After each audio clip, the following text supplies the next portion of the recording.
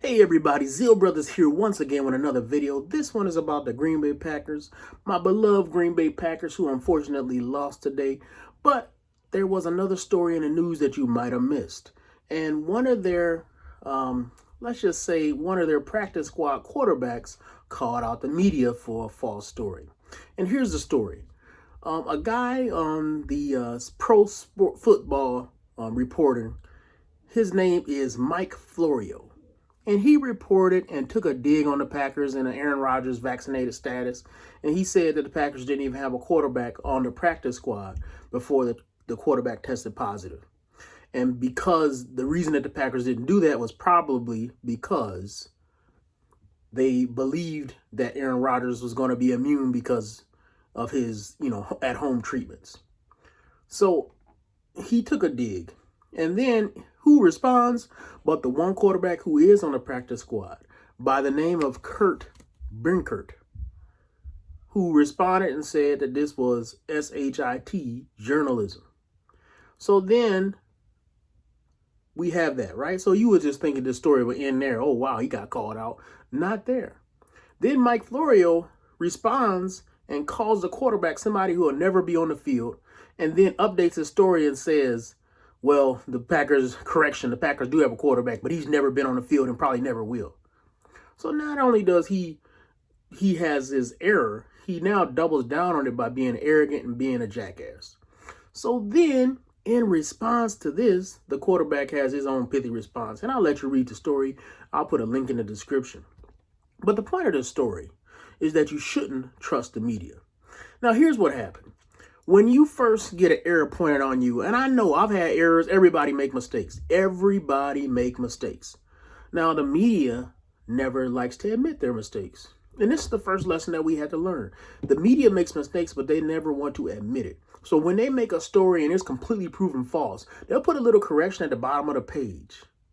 But that does not mean they're really taking ownership for their mistake, because they don't really care. A lot of times they will air stories like this. And why did they air this story? They aired this story with an agenda to take a dig at Aaron Rodgers' vaccinated status.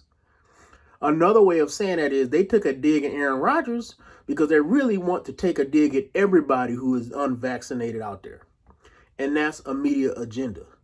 But the second thing that we need to note is not only does their mistake reveal their agenda, it also reveals their arrogance. Rather than just take it on the chin and say, hey, man, everybody make mistakes. My bad. I should have looked further. Nope. Now he's got to put a dig on the guy who corrected his mistake. Now, when somebody corrects your mistakes, they can be some type of way with it, right? They can make you feel a little bit hurt. Maybe you can get in your feelings about it. But as a professional, if somebody corrects a mistake you make in your profession, you need to take a step back, take a couple breaths, and correct it, and thank the person who corrected you. Because here's the thing. They are making your product better by correcting your error. Now, what does the media do? They don't treat the product. Let me put it another way. The media's aim is not to be factual.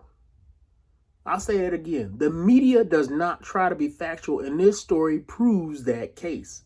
Because rather than take the correction and say, hey, now my story is more accurate. Rather than say that, they're mad because they had an agenda, and the agenda is upset. So when you look at this story, you look at the media reporting, and this is really not an important story. It's an insignificant story, but it points out some flaws in the media and why we shouldn't trust them. Now, when you look at the media having agendas towards supporting transgenderism, towards supporting alternative lifestyles, towards supporting men going into women's locker rooms and calling themselves men, to going to supporting homosexual adoption, going into supporting all kinds of stuff that logically makes no sense.